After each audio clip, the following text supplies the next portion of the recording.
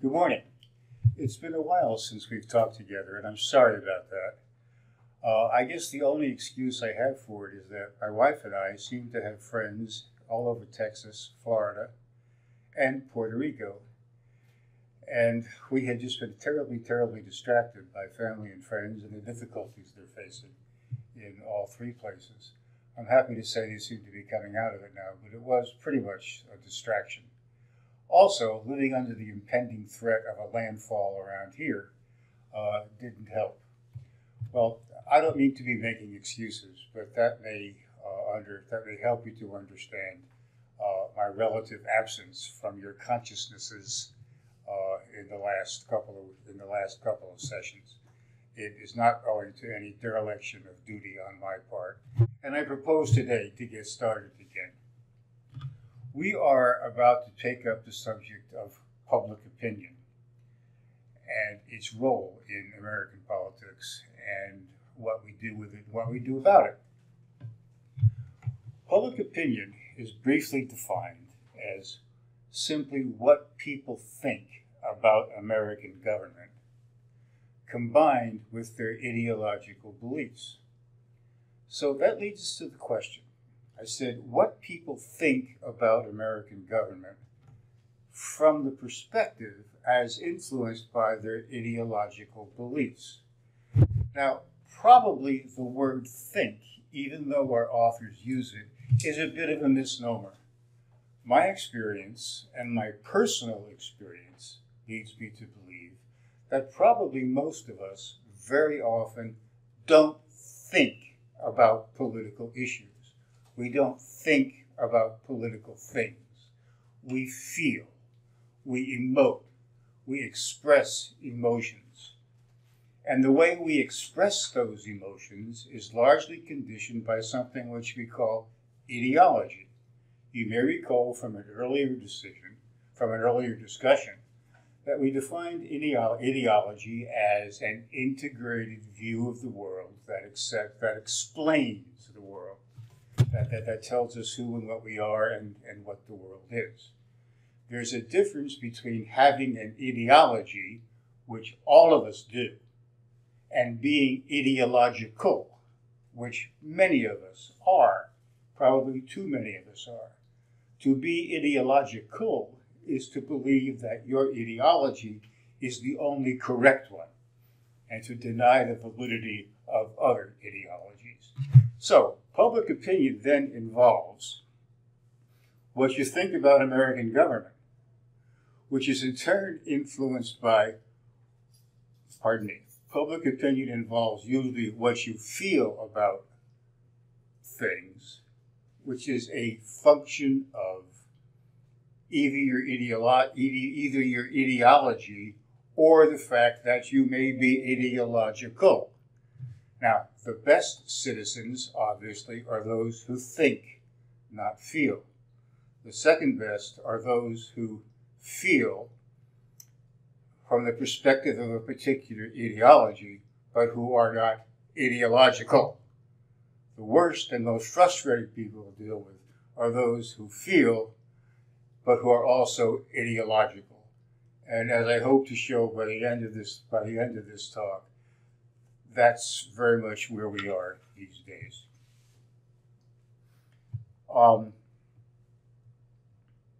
Another way to say this is that public opinion can be seen as a decision about someone or something based upon a certain set of considerations. Now, I know I have a reputation for saying absolutely nothing and making it sound like it's something. And that is one of those statements that really doesn't really amount to very much, okay? Public opinion is a decision about someone or something based on what kind of consideration. Now, here I go full circle, and I'll say, what are the considerations? The first and primary consideration is always how an issue or an item or an appointment or a decision of any kind affects us personally. I hope you will all write that down, imprint it somewhere in your brain, and take it with you to your grave, though not too soon. Longer is better than shorter. But I hope you will have that in your mind the whole time. And then, of course, the other side, that'll be dimensioned by your ideological views. A person's ideology, and indeed political opinion, political attitudes, all those things, is a function of what we call political socialization. We become human beings by being socialized. When our moms pick us up when we cry, when our parents discipline us, when our teachers hold us to certain standards, when we are on the athletic field, or just playing kickball or something, there are certain rules and things that we do. That is how we are introduced to and become members of our society. The term for that is socialization. Political socialization refers to how we learn about politics. Where do we get our feelings? Where do we get our ideology? Where does it come from? And you will not be surprised at the answer. The single most important factor in determining a person's political views is that person's family, particularly in the early years. As people age, which is to say, as we reach our teens, and now even before, the major force in our political socialization depends upon our peers. We are every one of us, susceptible to the likes and dislikes of our peers, and we will say things and we will do things purely because we want the approbation, the approval of our peers. And so a lot of times, the things we say and do and think about politics, the decisions that we make and so forth, they're very much the product of what the people around us, our peers, have to say. I know you have all had that experience. Sometimes you just have to bite your tongue and say nothing. Sometimes you're dishonest. I was. I don't think I am very much anymore. It's one of the privileges of age. You can say pretty much whatever you want to say. But I think that's a problem that we all face. So family, peers. In recent years, there have been other units that have become recognizably important in political socialization. That is your demographic. If you're black, if you're Latino, if you're a woman, if you're gay, that will have a huge impact upon your ideas about politics and what you think is good or bad about politics. That wasn't always the case because these things weren't talked about.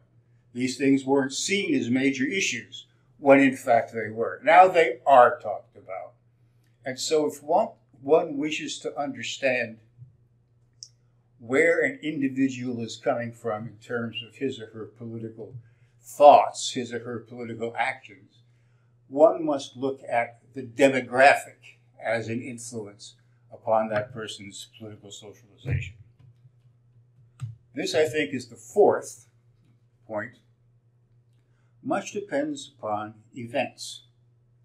My parents were children of the Great Depression. My mom and dad never threw out a nail. My mom and dad never threw out anything. I don't mind admitting to you that I have in my drawer, or we have in our kitchen drawer at home, a small aluminum pot.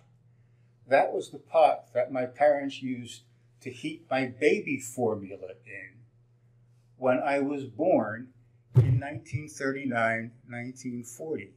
It was never thrown away. It was always used. It was in perfect condition.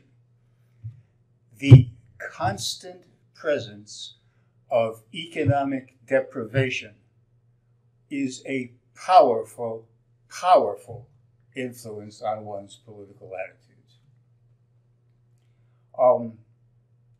Another way to say this is the role of defining experiences in one's life. My defining experience was the civil rights struggle of the 1960s. My defining experience was also being plunked down in the middle of China in 1966, barely speaking any language and having to fend for myself. That did a lot for my view of politics, for my view of the world, okay? Defining experiences. And then, I think this is number 5, another element would be, of our political socialization would be what do politicians do and say? Many of us are influenced by what Hillary Clinton says, for good or ill. If Hillary says X, half the country goes Y. If Hillary says Y, half the country goes, no, it's X. If Donald Trump says something, a third of the country goes, yay, and the rest of the country goes, boo. We are influenced by certain political models. And I think the last thing I'd like to mention is, what do we think if political socialization comes down to the question of what we think representatives are? We'll talk about this more next hour. But are representatives delegates? Do they just do are they supposed to go to Washington and are they supposed to do what we tell them to do? Are they just conveyors of what we want? Or are they more like agents? Or trustees? Do we elect a congressman or a senator because we value his or her judgment and we recognize that they will see things from a different perspective, and so we trust in their judgment? So, I've talked about family, peers, group identification or demographic, the impact of events, the impact of personalities, and our own views of what we think representation should be as determinants, both determinants of and the result of political socialization. And I hope that's clear. How do we know what public opinion is? How do we know what people think? And how do we know what people really believe? This brings us to the subject of polling. If you want to know what people think and what people believe, the very, very best way to go about it is to watch them all the time, keep track of what they do, make notes, and simply write it all down. So, if we could look at or observe the activities of the entire American population, all but 325 million of us, we could be pretty accurate about the predictions that we make. But obviously we can't do that. And so we have invented the notion of polling, political polling. I challenge you to pick up any newspaper on any day or listen to any news broadcast. Please, I wish you would pick up a newspaper and I wish you would listen to a broadcast and hear about the terms polling. The theory of polling is in many ways, the basic theory is very simple. Instead of looking at everybody, you look at numbers of people who represent the total. That is to say, you draw a sample that reflects all of the divisions or most of the divisions in that society. A sample should be random. That means everybody in the larger population has an equal chance of being selected for the survey. There's no bias against that kind of thing. And the idea is that you can, if you do that, extrapolate or make certain generalizations about what the population as a whole will do. So polling involves drawing a random sample, and you know what I mean by random, and then generalizing by inductive logic, I think, from what that sample says to what the population as a whole will do. Which brings us to something of margin of error. Everything depends upon the nature of the sample, doesn't it? Now, I don't want to get into a philosophical discussion here about the laws of probability. I'm simply asking you to accept the fact that if you flip a coin in the air 10 times, every time you flip a coin, there's an even chance it's going to come down either head or tail. If it comes up heads more often than tails, then something's going on. If it comes up more often tails than heads, then something's going on. So we would expect certain kinds of regularities and so on. Sometimes we don't see those regularities. And so we have to look and say, now, what causes this? This is a major part of the scientific method, not political science. It's no different, I think, from what a physicist or a chemist or a biologist or anyone else would do when he sees data that have these anomalies in them, and so on. So the question then is what we refer to as margin of error. Any good poll, any respectable poll, will always include at the end a statement of the margin of error. I have a hard time explaining this. What I think it means is as follows, is that if you look at 1,000 people and you come to a conclusion, there is a 95% chance that you will be right about what you say they think, feel, or believe within 2 to 3%. The magic number for America, our population, 300 million plus, is roughly 1,000 to 1,500. So if you ask 1,000 to 1,500 people, randomly drawn, you ought to be able to say something intelligent about what they believe politically, what their opinions are, what their values are. And you can predict, you can do all kinds of interesting things with that. The trouble is,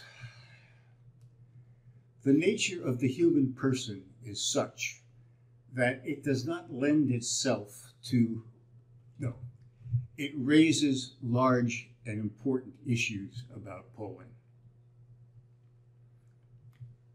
Political opinion is usually what we call latent.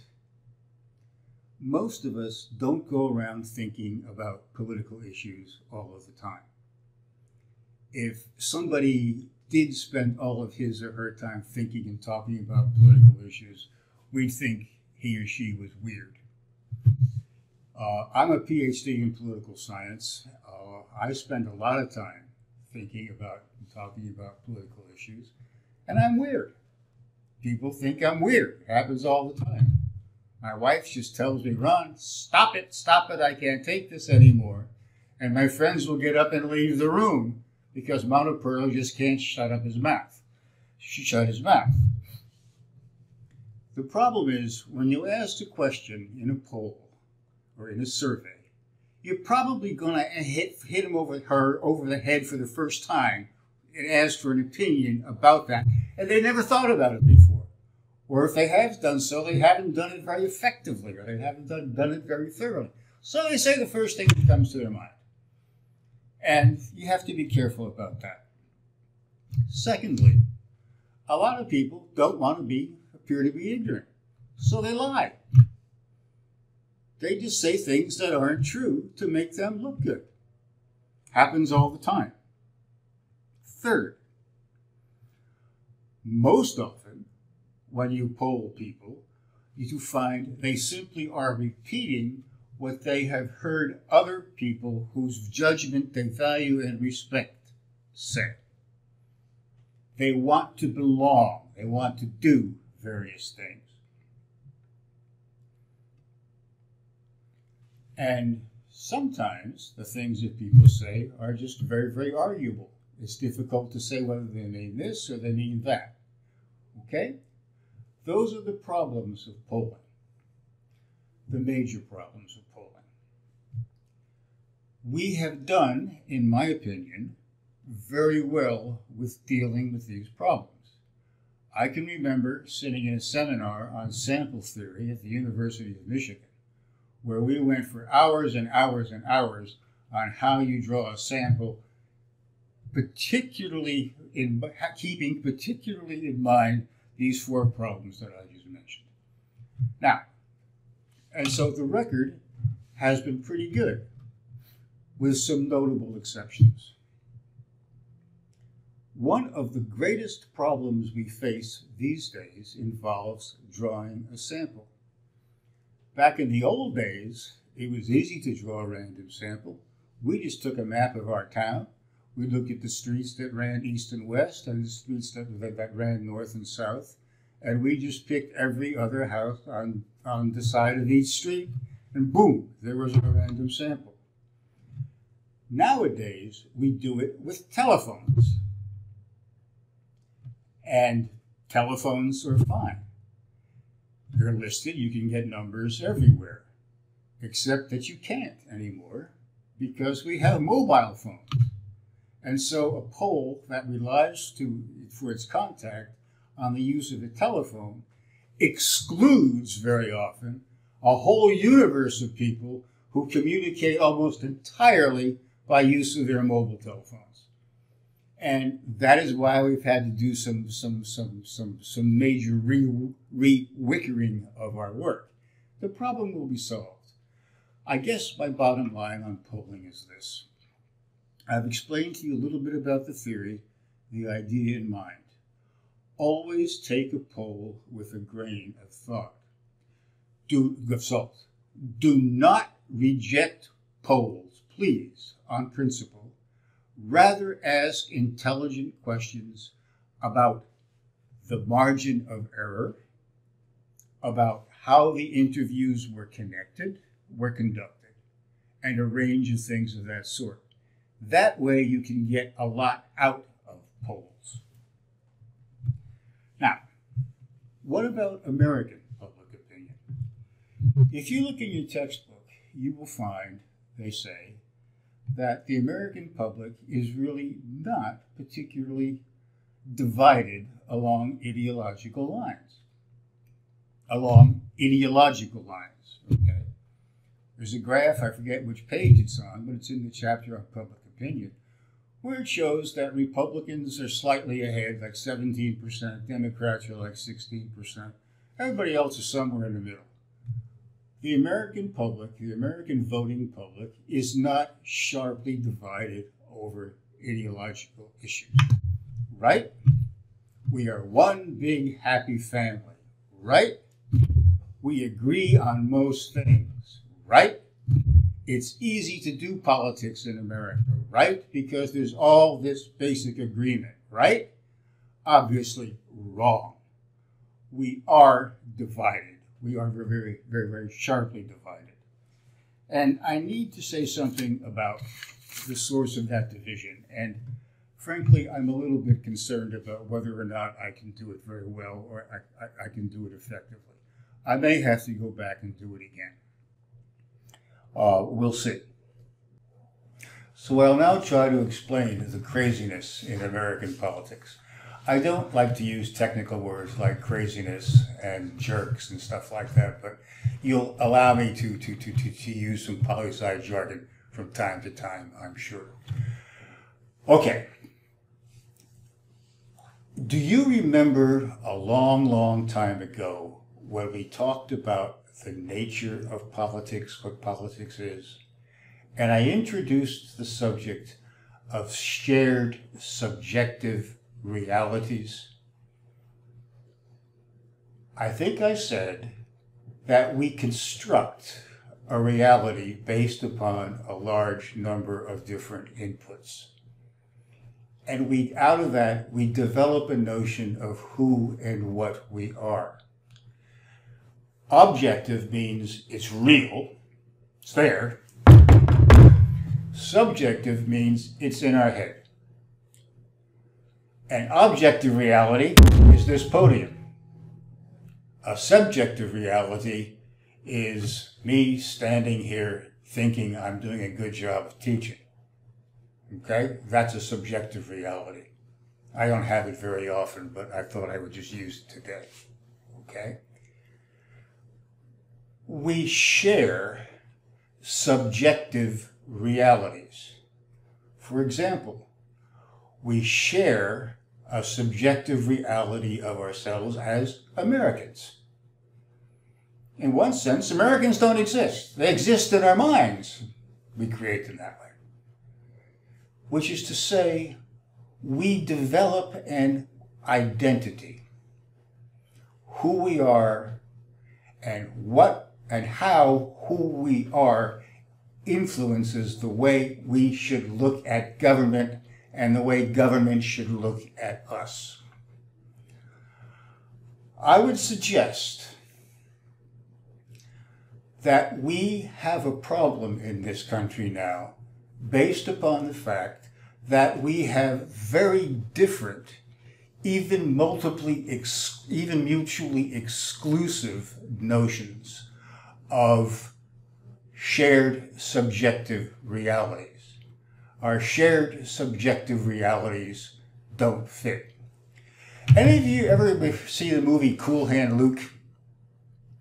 If you have, you might remember it's the very first scene when a bunch of new convicts come in, and one of them acts up and one of the guards knocks him down and beats him around.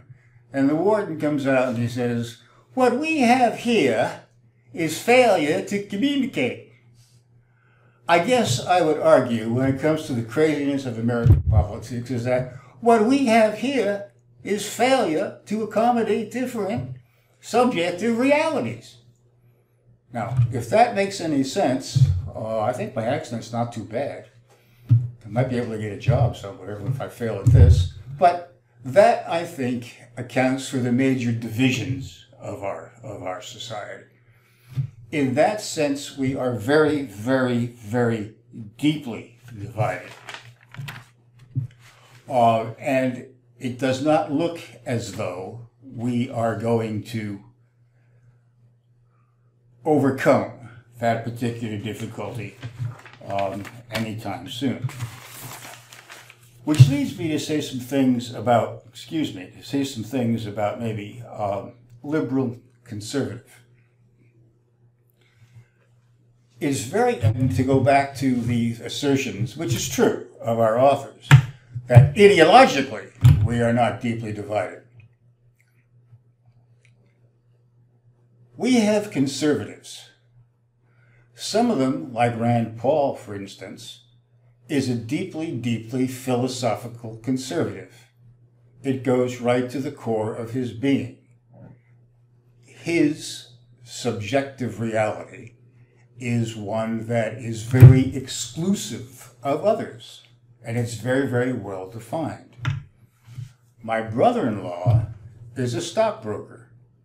Sure, he's conservative, but he's conservative on issues like fiscal policy and on monetary policy.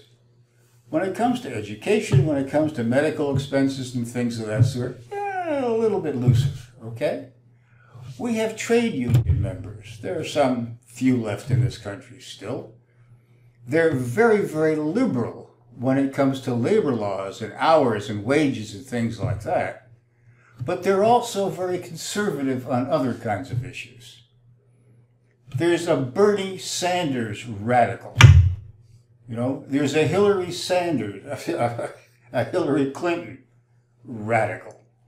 So I think what I'm saying here is that in addition to the differences that exist on the basis of our shared intersubjective realities, we also have incomplete formulations about what we expect for government.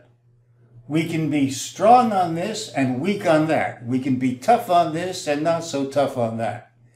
So we are an extremely divided nation when it comes down to issues of what we expect from government, what we think government should do for us, and what we think our responsibilities are.